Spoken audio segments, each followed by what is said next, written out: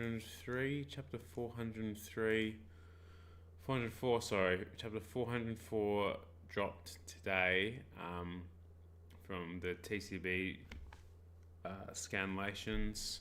The official release will come out in like 3-4 hours, but I'll be asleep by then, so I'm keen to read it now. So so in the last chapter from memory, we had a battle between Halkenburg and Balsamilko, Benjamin's right-hand man. And essentially Halkenburg is controlling Balsamilko's body, basically, with his ability. Now, it'd be interesting because I don't think Balsamilko is dead, because if he's dead, then basically Benjamin knows that Balsamilko has died from his Nen ability. So he'll know that Halkenburg is Benjamin. So I don't expect that to happen. I think Halkenburg will get the upper hand and be a battle somehow. There's also the case of the prince hasn't died yet. A prince, since Bjorn's announcement in chapter 401. So we have some stuff going on with Fugetsu trying to escape. What's going to happen with Elizabeth? With the bureau member helping Fugetsu, will Fugetsu die? Will Elizabeth die? One of those ones.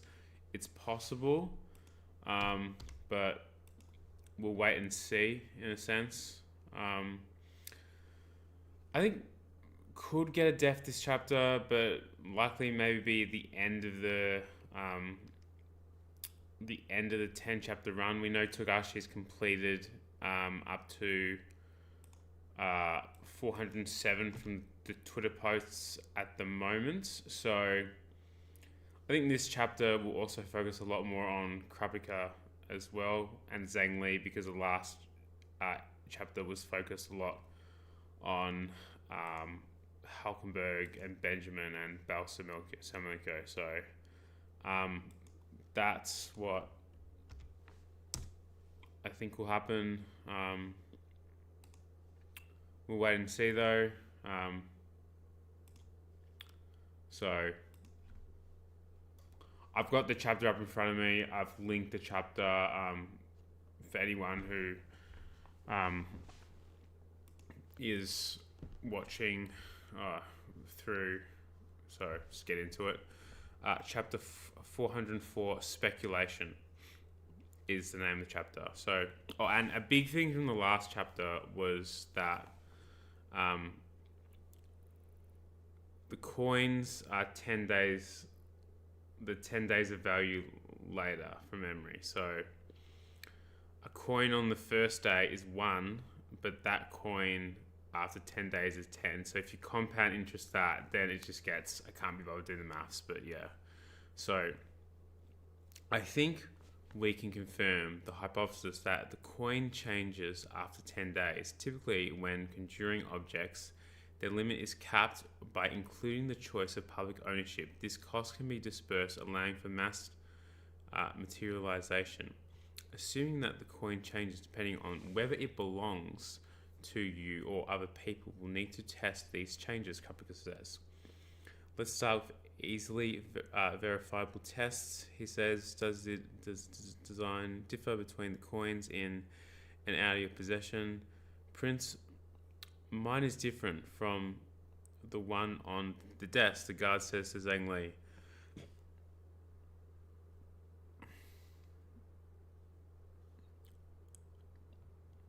So the monologue here is, what is Krapika saying about Chorai's ability? This translation is apparently the official translation for Zhang Li. Wait, I'll just double check that. HXH Chorai. Because there was an issue this week, in the last week's chapter. Zhang Li's name was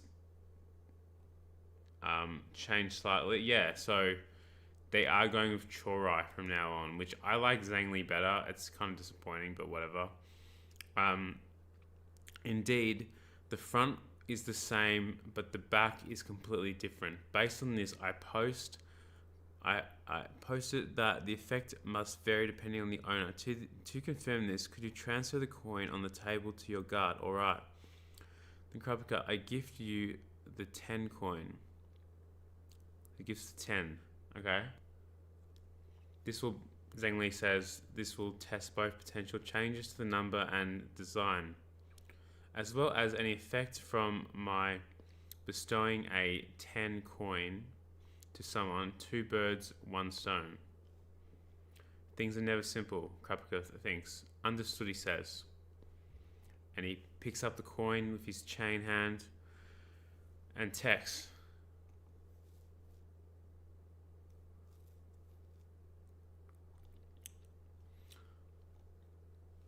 Takashi's got a note here as well, so about the very happy and grateful during the Nozaki 46 Sailor Moon musical and the Hunter x Hunter stage play. So very cool. Obviously, his wife is the creator of Sailor Moon.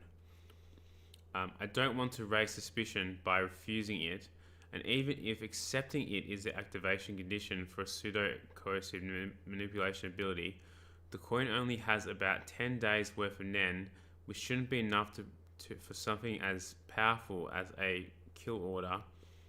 Being limited to 1 coin a day with a change on the 10th day suggests that this ability's true value will become clear once Chorai is crowned king. This seems to reflect his forward-looking nature. It should be fine.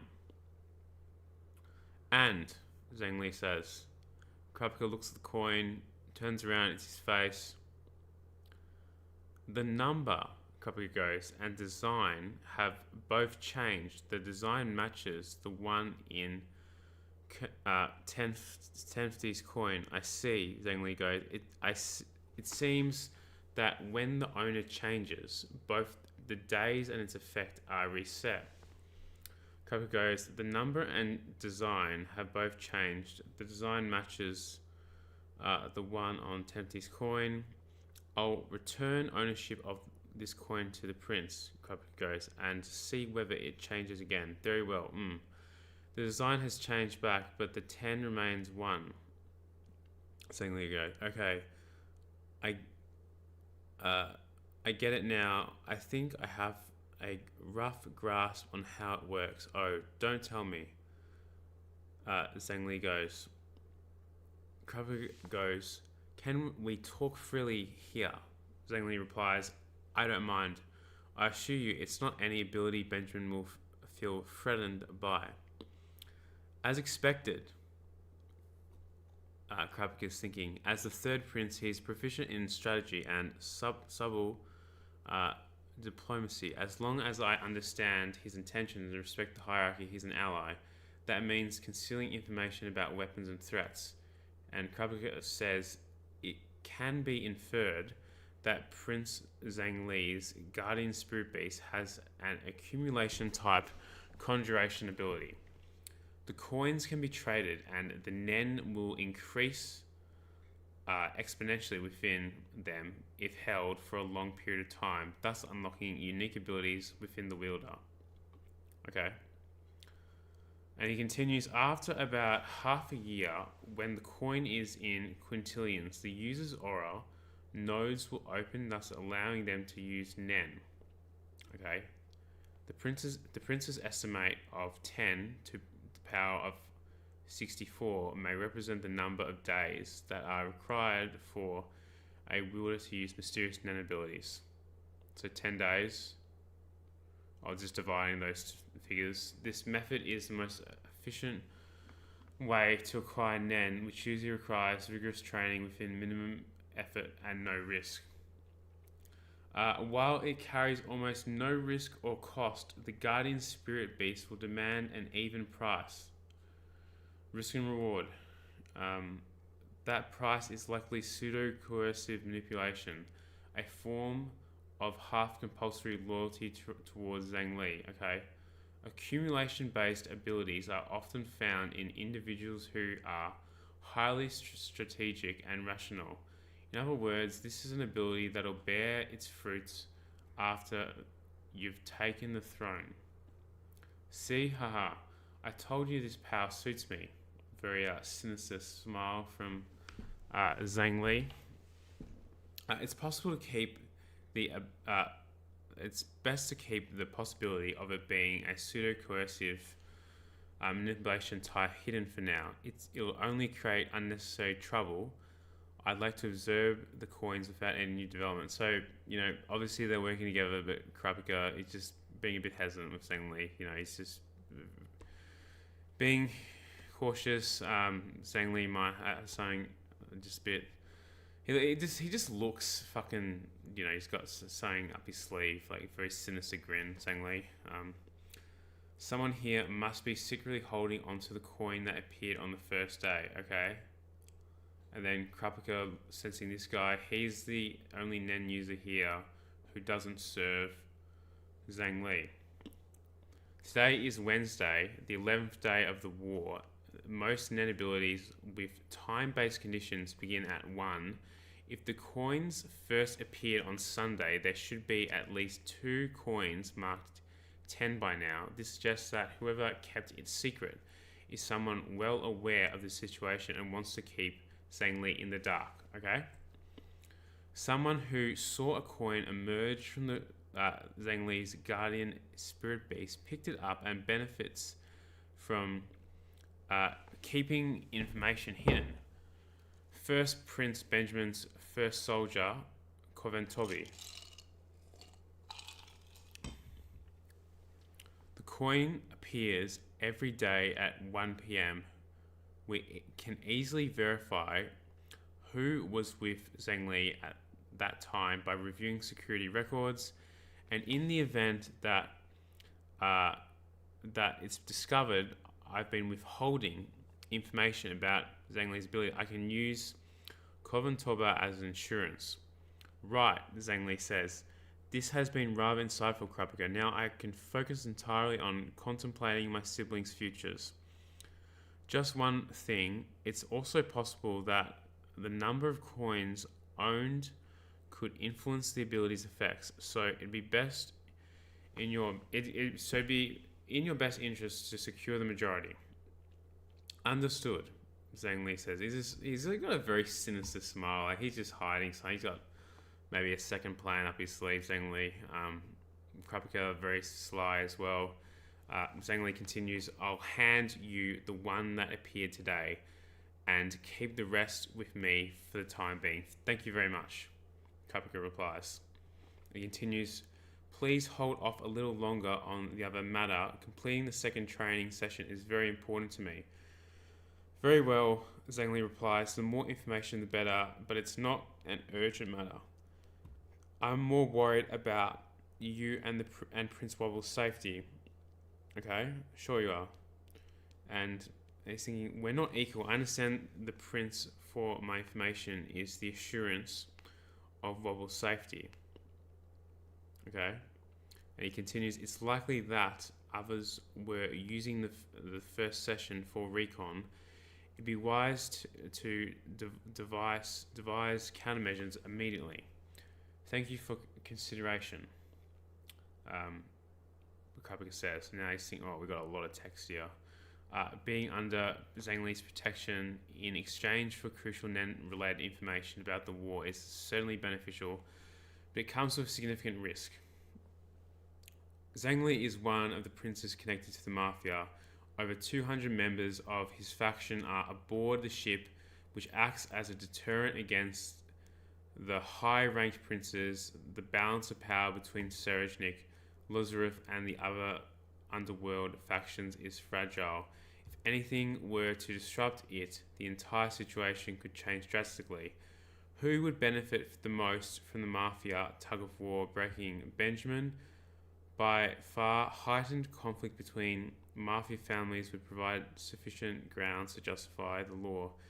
Use of special martial law, allowing him to place all the princes under house arrest under the pretense of protection.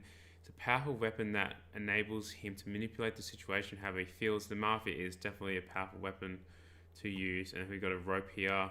But how can one sever the rope? The seemingly fragile mafia families have maintained balance for years. However, if their methods for resolving disputes were to be discarded, a war could erupt, and surest way to escalate the conflict would be to covertly assassinate a boss.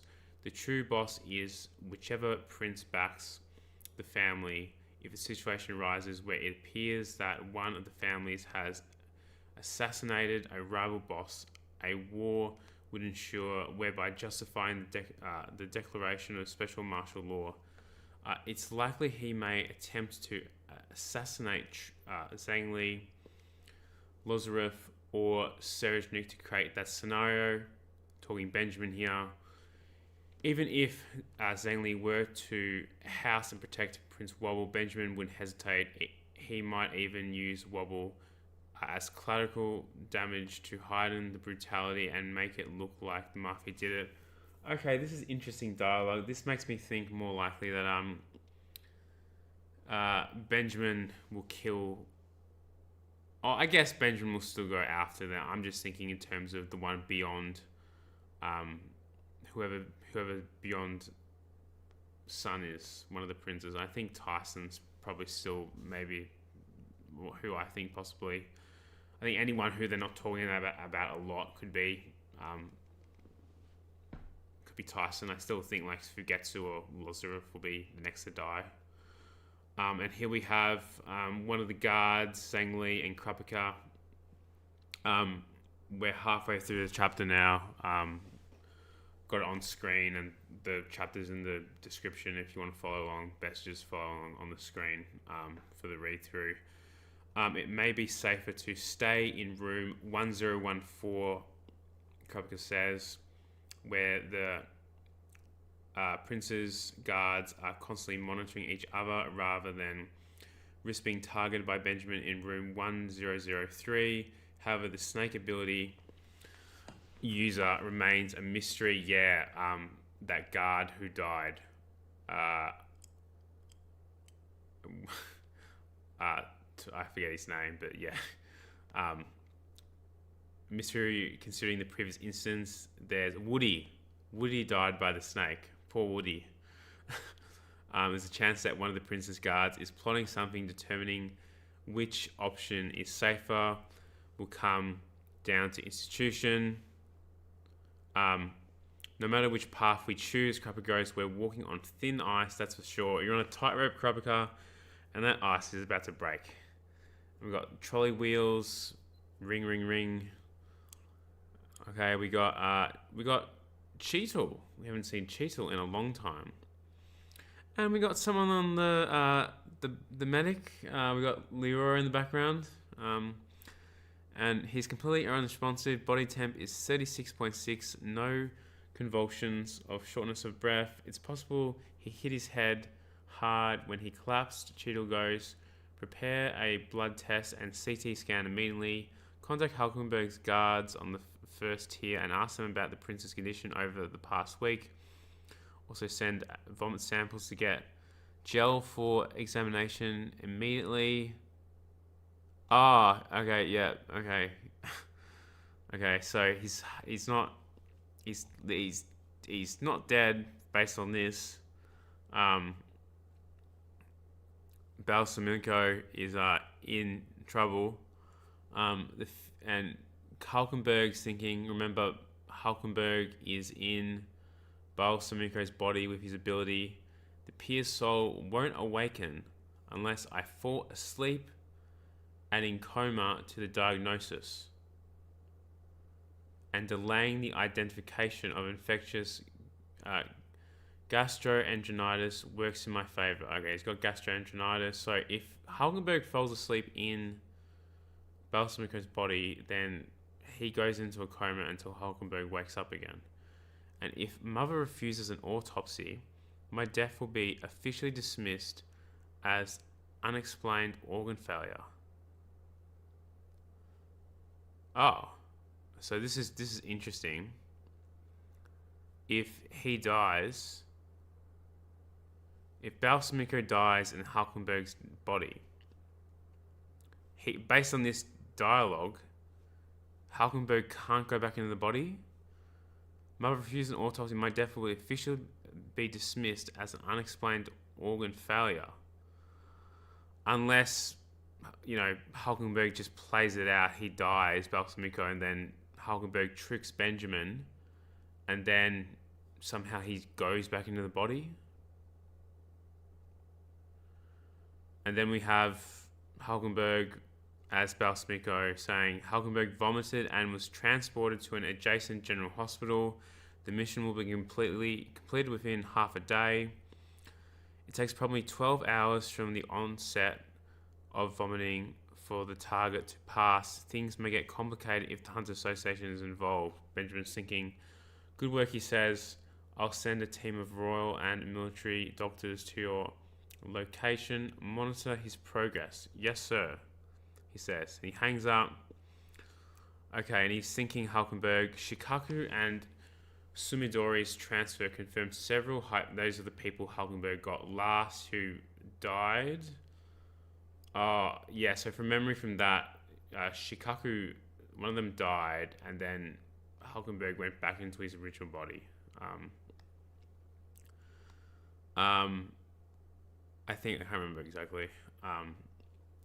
Sumidori, so several hypotheses upon awakening. Sumidori's body correctly identified Shikaku's recognition number, proving that only one soul can remain conscious at a time. Priority does to the one who activated the ability. As long as Sumidori's soul is active, Shikaku's won't awaken. If Sumidori wakes up, Shikaku will forcibly lose consciousness. However, even if you try to awaken Shikaku, he won't be able to regain consciousness as long as Sumidori is active. This condition is gained through constriction rooted in the resolve for self-sacrifice. The initiator's priority is absolute. Okay, so I'm going to look up Shikaku again, just the information on this. So this guy died from memory. These are the abilities that Benjamin has now. So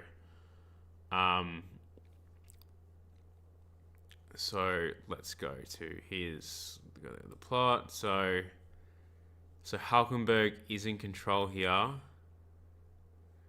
Shikaku shoots himself and he dies.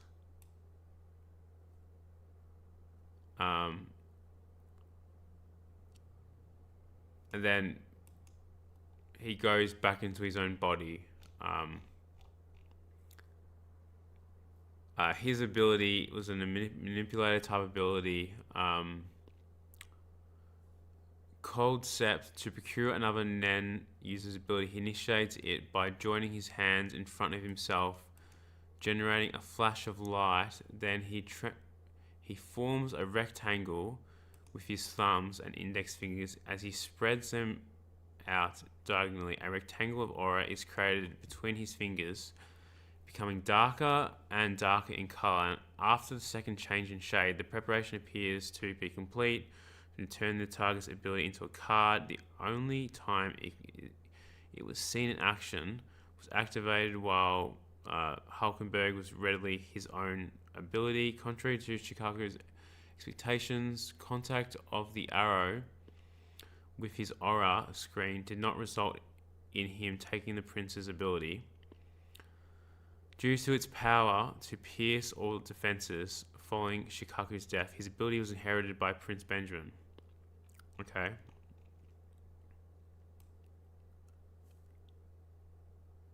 Also manipulate himself so as to prevent himself from falling under the control of another manipulator. And here, so he's in fear by Halkenburg's Nen Beast from memory. He's under the control. Shikaku under the prince's command. Shikaku escorts Halkenburg to that same passage. He is awoken by Benjamin's attempt to contact him, who informs him of Halkenburg's failed assassination attempt on the king and is resolved to win. The context, Shikaku runs into the returning Halkenburg and attempts to take his ability, but the latter's arrow pierces through him, and the will of Sumidori takes over Shikaku's body. Since Sumidori feels Shikaku's presence in the latter's body, his own is in a dormant state. Halkenburg comes up with 4 possibilities about what happened to Shikaku's conscious. It could have been destroyed, resulting in his death. It has moved to Sumidori's body. It could be later in his own body. It is somewhere in someone else's. To test the Thinsis Puri as to how his powers work, Sumidori, still in Shikaku's body, rings the doorbell of Prince Lizareth, and after shouting his praise, Benjamin shoots himself in the head. Benjamin Balsamico immediately assume the act was done due to ability of Halkenburg. Shikaku briefly mentioned during Rikon's monologue before Balsamico transferred him to Prince Ruzepa. On the 11th day, when Benjamin learns that Balsamico could have been hit by Halkenburg's closest manipulation ability, he thinks back to what Balsamico had said when Shikaku was hit by it, where manipulation is first come, first served, since he considers that it might not apply in this situation, given that Halkenburg's ability was powerful. Nen formed a unified group working collectively.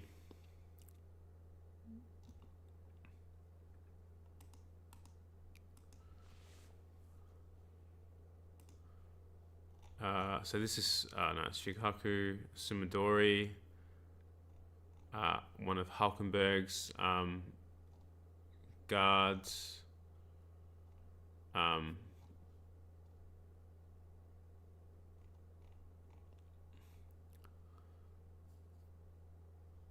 So when Halkenburg returns from the banquet on the day of departure of Sumidori, he finds Sumidori and all his other personal guards unconscious on the floor. Following Prince Momozo's demise, Halkenburg requests Sumidori and the other personal guards gather for a moment of silence. Unbeknownst to them, this causes their aura to spike due to the influence of Prince Nenbeast.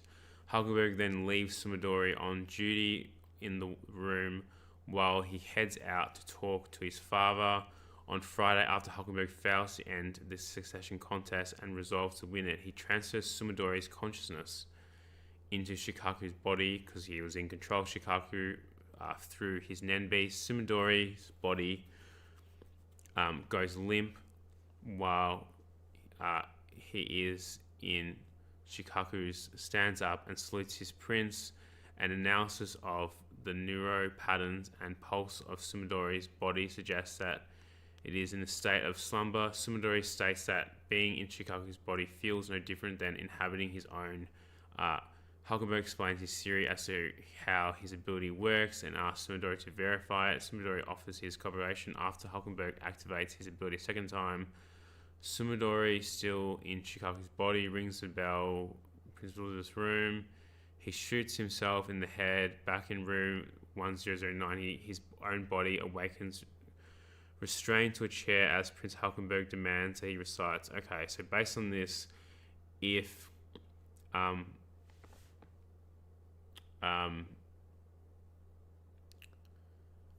Balsamico dies, Halkenburg will return to his original body. But if Halkenburg dies in Balsamico's body, then Halkenburg will be the one to die.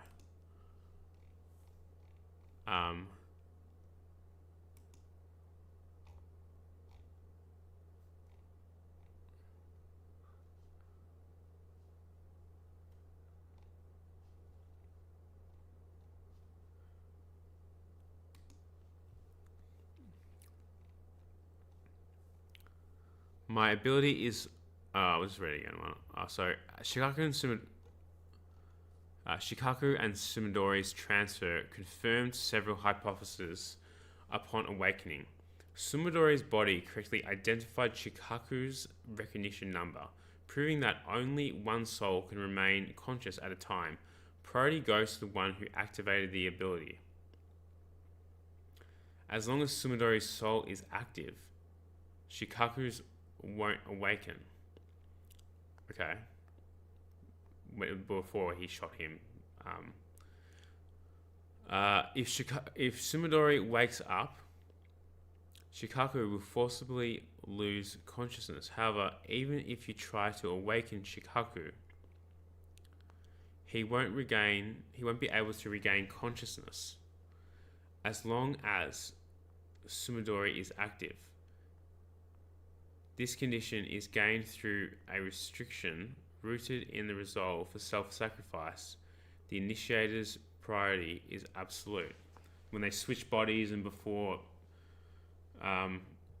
Sumidori shot himself, which is actually Shikaku's body. He continues, my ability is forced soul exchange. One person is chosen at random from the initiating group and their soul is swapped with the target's arrow, but it was necessary to investigate what effect the body's death would have on the exchange soul. Okay. When two bodies exist, only one soul can awaken at a time. And the priority of the awakening lies with the ability's user. Given that the definition of death in the succession war isn't clear, we can assume it implies the death of both body and soul. Therefore, if the target's body and soul are separated through the exchange, there is no reason to prioritize testing whether the soul can return to its original body. The first thing is to test what happens to the soul inside the pierced body if that body dies first. Then second, what happens if the target soul's new body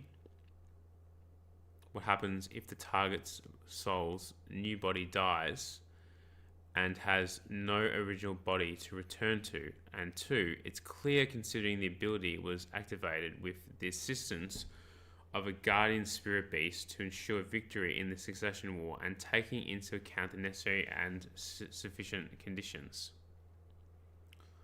Wow, a lot of reading.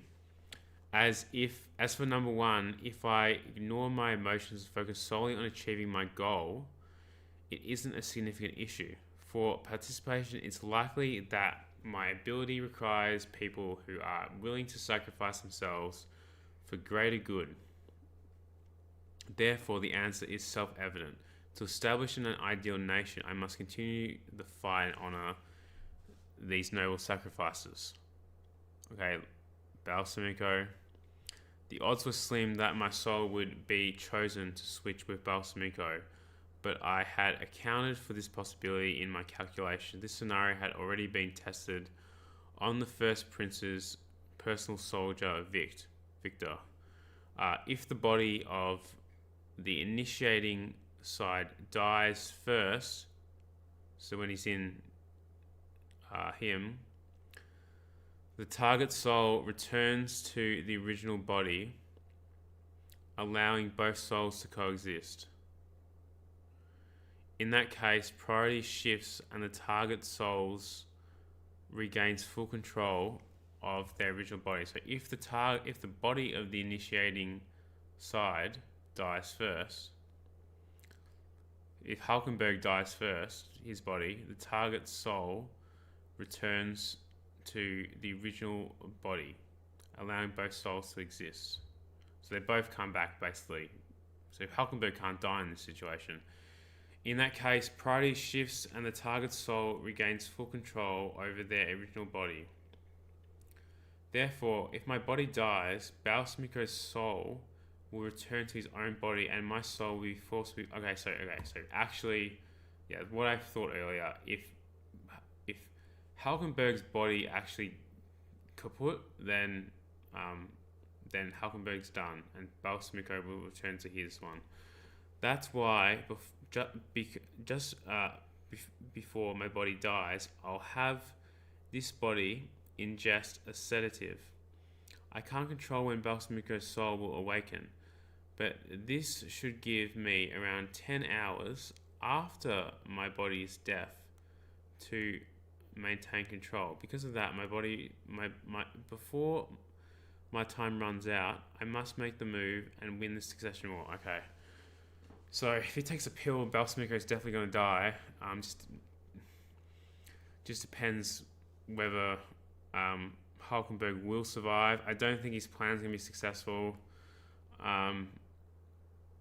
I think he'll fail and then return to his body. And then we have the operating rooms. Operating on Halkenburg. Very tired, stressed. We have, I think, Victor and Benjamin, or Furikov, I can't remember which one the name was. We have Camilla. We have Zhang Li. And they're testing the time of Serejnik. Someone once said, leveling up is a staircase, not a slope. And boy, is that true. I was so frustrated that my time wasn't improving that I almost gave up. Reaching this level in just 3 days is unheard of, the guard says. Theta, what the hell did you want me to do with him? And he goes, Serejnik, optimism isn't enough. Breaking the 1 second barrier isn't going to be easy. Damn, it might take a week, 10 days, or worst case scenario, 2 weeks, but I'll freaking do it. I'll shave off every last second. That resolve. I get it now. The guy goes, the expectations he sets up for himself, his whole attitude, it's so far removed from what an average guy like me can comprehend. He manifests his own destiny. He talks the talk and walks the walk. I have no doubt he'll succeed. He mentioned moving on to the real thing, right? What's he got in store for me? Man, I do not see how Serejnik does not win this battle. Like, Serejnik, what's going to happen with Krapika? Like, could it be just... imagine it being a dark ending, like Krapika fucking dying to Serejnik. A revenge plot playing out for Gon and Killua. Just spitballing, but I want Serejnik to be in this series for a long time because his potential is like insane. Like, there he has controlling his Nen, him training while Tebepa's just watching something, maybe observing another princes. Tyson just being an idiot singing. You have Lurzerik just hitting the pipe as you do, having a smoke. This is just weird with Fugetsu and the ghosts of Kacho and Momose. I think that one. I can't remember which one. Mariam, whatever. Krapika goes, the second training session will take place tomorrow, Thursday at 9 a.m. The only chance is the attendance of Prince Camilla's guards this time. Will you and Furikov still represent Prince Benjamin? Yeah, Babina Mayev goes. By the way, Krapika continues, what do you think of Prince Camilla's change of heart? Sakata, the third prince, Zhang Li's security guard, the training session confirmed our claims, so maybe now she sees it as a worthwhile investment. It could just be for training, or it could be for information, assassination, negotiation, persuasion. The list is endless. Camilla's have-not guards are said to be in possession of unique abilities. Could it be Nen? Is their target really wobble? The uncertainties just keep piling up. Seeing someone alone shows strong intent given Camilla's personality. There's no doubt they came with a specific purpose in mind, not just for training. Melody's letter didn't mention anything about Camilla. Regardless, we must stay strong, brothers. We must stay strong, Karapika. Regardless, we mustn't let them anywhere near Prince Wobble. Gotta protect Wobble. It won't be easy, but the two of us will have to handle it. You betcha, Bill replies. Shimano, stay close to the prince and Queen, even if it costs of your cleaning duties. Okay. But maybe a game-changing secret has forced her hand. Couple of things. What will their move be? Talking about Camilla. There's also the pact with Zhang Li to consider. We must be careful. And then we have the operating done on Halkenburg. Trying to stabilize himself. He looks fucked. Balsamico. This is a very risky ability. Because last time with Shikaku and Sumidori, Halkenburg's guard, Sumidori was already unconscious, so he could, get control of Sumidori and then get Shikaku's ability, just transferring them across. So killing him was easier than this time. It seems the body will be transported at midday, moving up the central stairway from the tier 3 to the morgue on tier 1. His final wishes are a public announcement, a farewell from his supporters, for his personal guards to handle the transformation of his coffin. Yes, those were the prince's final words. What do you think? And Benjamin replies, let them proceed. We'll respect his wishes, even though he didn't write them down. We can't let his supporters' grief and turn into anger. We must act carefully and with respect. Tell Supreme Magistrate Clear to drop the case and release his private soldiers so they can go to him. Yes, sir. Halkenburg replies, well then, I'll discuss the autopsy results when they arrive and oversee the memorial service and then return with his remains. They're going to fucking kill him. Make sure everything is handled with the utmost care. You've done an excellent job. Yes, sir. Thank you, brother. Well. So they're going after Claire, the bureau member with I think from memory, Fugetsu and Luzarif were gonna leave. So Benjamin just ice Luzarif, probably protect Fugetsu still. Ladies and gentlemen, we have some very sad, unfortunate news to share. Ninth Prince Halkenburg's tragically passed away earlier today. So we're going forward in time.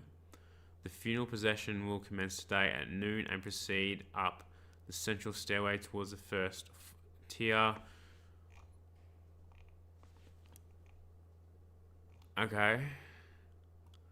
To all guards on the third tier, please gather at the central stairway plaza to bid your final farewell. To anyone just joining, we're at the end of the chapter. The chapter's on the screen. The chapter link is in the description if you haven't read it yet. Chapter dropped a couple of hours ago, but Halkenburg, the body dead. I think we've flashed forward a bit from Benjamin here, but we'll wait to see what happens right now. And then we're back to the troop here. Nobunaga, Phaeton, and Finks. Nobunaga says, was he the head of a family? No, not connected. Then who cares? Let's hurry on down to tier 4. Finks goes. There's no rush. Heinrich did a great job hiding the transmitter. Anyway, I want to strain something with the two families before we head to the Haley hideout. What about Haley? Finks goes to Nobunaga. Yeah. Faden goes, pointless. We crush them regardless. Well, obviously it's about to crush them. Nobunaga goes, depending on their response, we might have to go all out on this. Not only pointless, also nonsense. You got a hard on for the enemy or something. Finks goes, how lame. It's all in your head. Nobunaga replied, I hope I'm wrong, but if my hunch is right, I'm gonna beat the shit out of you guys. And so, end of the chapter. Not on break next week. Awesome stuff. Wow. I mean, So Benjamin's talking about potentially taking out a prince here. Halkenburg is still alive here, and then we're getting this on screen. Probably a fast forward. Let's see what other people are talking about in the chapter. Um,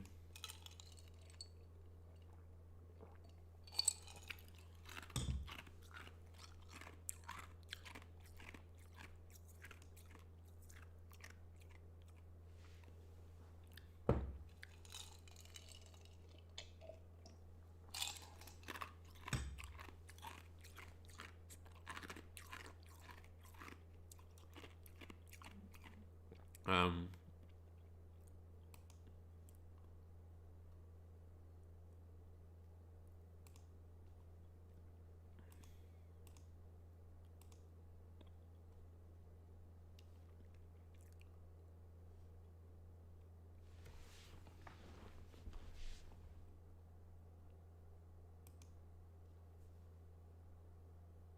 so I will just read a bit of the Reddit and see what other people are thinking about on the chapter.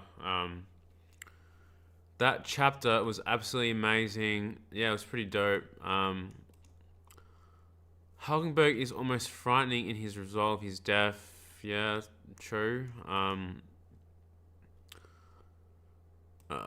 Just someone just hyping the shit up. Yeah, it was pretty dope though. Last wishes was definitely to have. I don't think Halkenberg's dead. I do not think he's dead. Krapke has got a lot to deal with, that is for sure. Yeah, like York New all over again in some way, but Cheadle was not in York New. Yeah, and everyone's just like Cheadle, lol.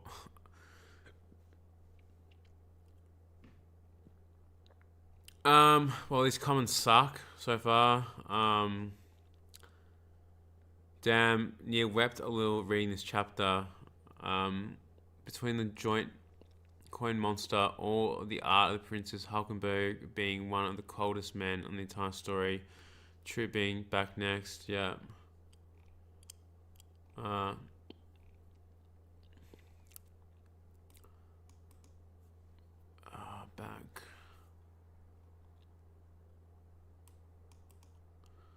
I really hope to see more in action soon. One of the mafia leaders. I do as well. It's been a while. I thought if Halkenberg was playing 5 chess, choosing to possess Balsamigo, but if I got this right, his arrow chooses someone's soul at random. Well, it's just who he's attacking. And RNG fucked him over. Damn. Yeah, he said he took the possibility into account, but I'm sure his original plan was different. Statistically, it makes sense it would happen eventually, though. If you believe the Rice theory, that was his 4th time shooting. Sure that he had backup plan.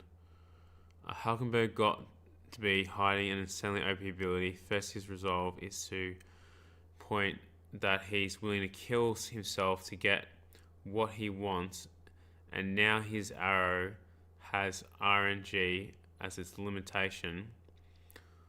All of those are huge restrictions that would boost his Nen. Probably, yeah, okay, so he knows about Nen after death, and he's going to come back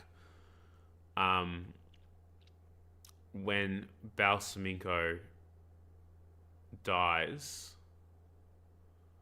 or somehow, yeah. I find it very likely that Serejanik is Bjorn's first child after this chapter. His ponytail, I mean, too obvious. I don't think it's that obvious because he looks like Isaac Netro. It's too obvious. There's also the fact that Seri doesn't have the trademark Unma nose, which maybe, I think this has been said a lot in the last few chapters.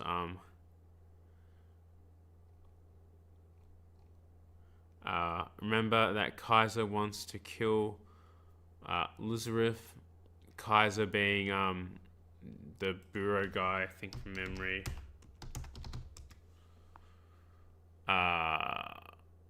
Yeah, the Justice Bureau member. He wants to kill Lazarus. Melody aware that Lazarus is a mafia boss? I believe so. If the plan succeeds, the mafia war will happen out of nowhere. That's actually very true. I think Lazarus is in a lot of danger. Might be one of the goals of whoever manipulates Kaiser. Melody and Cacho is definitely aware he's a mafia boss, but might not be aware of his implications. They might not care that their priority is saving Fugetsu. Kaiser on the other hand knows that, and that's why he insists to stage it like a drug-induced escape attempt gone wrong. It actually makes sense. If Kaiser is manipulated, he's being manipulated by someone that would benefit from a mafia war. So either Benjamin or one of the Haley, one of the other families. That is very likely. Halkenburg is about to gather so much aura at noon during his possession. The whole freaking bout will soon rumble. But then Benjamin would be on high alert again. Sacrifice his real body would be for nothing. Halkenburg seems to have one ultimate move that he thinks will secure his own victory. I'm very skeptical. Benjamin is the ultimate target. Aside from the current king, he has both military and political power. The current arrow's restriction about distance and so on is based on his followers' aura. A huge possession can be very well penetrate all of the walls and distance.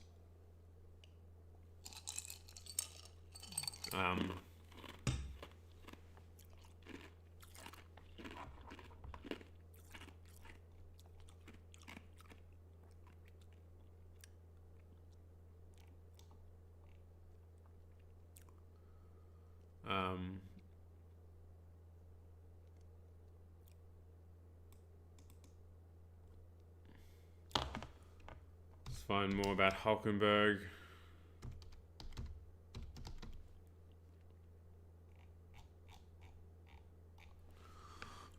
Where are we?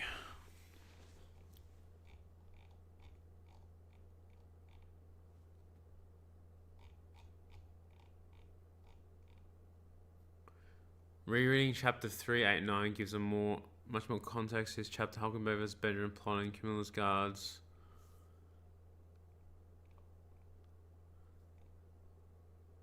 This big challenge for A68's the translation has been very clear and accurate or otherwise. Entire plot lines. Even after rereading several times, it's still not clear on what his plan is regarding delaying Balsamico's soul from manifesting. He ingests a sedative to delay that. Okay. But how does he do anything in the meanwhile? I think the idea is Balsamico's soul falls to sleep immediately and then Halkenburg wakes up as a result. Okay. Which kind of ignores that the drug should impact the body itself rather than the soul. But I guess we can suspend belief a bit when it comes to soul switching then. Yeah. But that said, it'd be hilarious if the sedative just knocked both of them out and the whole plan doesn't end up as a result. Yeah, they both die. That'd be pretty fucked. My theory is that he plans to use the funeral progression to make a move to shoot Benjamin. We don't exactly know where the Nen Beast is at, but it's confirmed not gone. So it's either 1, following Halkenburg, staying with Halkenburg's course, or 3, following one of his men. Any scenario should allow Halkenburg to gather up his supporters for the funeral and take a shot. Okay, so if Benjamin's Nen Beast is away because of near Halkenburg, go at it then in Balsamico's body. If he can get either himself or one of his men into Benjamin, it'll give him a room and space to tie up the people sharing bodies, which is now both Balsamico and Vict. When the person not on their side has control, as for now, he plans to pull this off when the rumbling should draw everyone's attention. Though we don't know exactly how it works, we've already seen the large number of Halkenburg supporters meeting with him for the first time. since he gained his ability, causes mass fainting and memory loss before they've granted feathers. If he knows how to trigger it, he could seize the moment to shoot not only Benjamin, but multiple of Benjamin's men, taking over most of the faction. Some describe the theory that Halkenburg will try to do this and fail somehow due to the trick of Benjamin. This is the cause of activating the drawback of his bow and killing Hulk.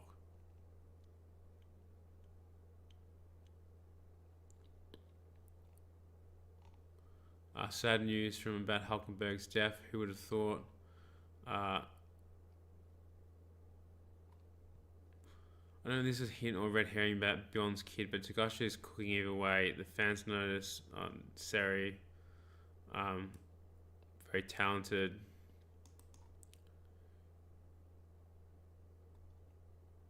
I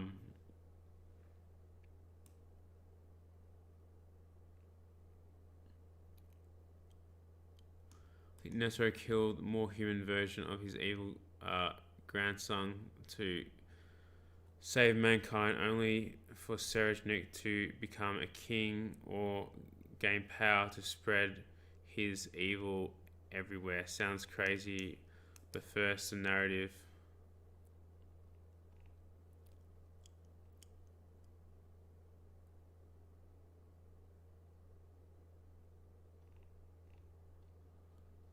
I'm starting to feel like Halkenburg might be falling into a trap. He knows Benjamin is not as sharp without Balsamico, but he was still careful in the previous chapter. It seems that weird that Balsamico is saying, "Oh, I'll be coming up with all of the guys Halkenburg was using for his ability," and that Benjamin is just like, "Oh yeah, respect to my little bro," pushing the theory a bit. We could hypothesize that Uma might have informed Benjamin of Halkenburg's plans. This could explain the kind of vicious expression on her face when she speaks to Halkenburg.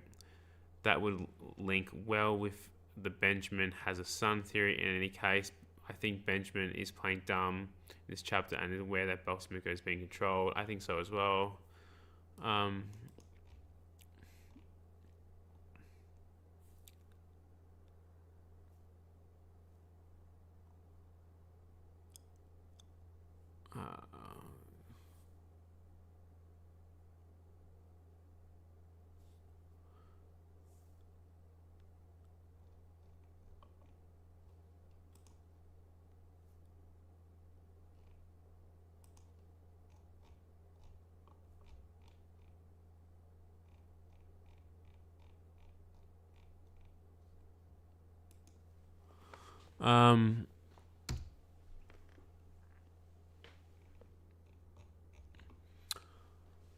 I might end it there.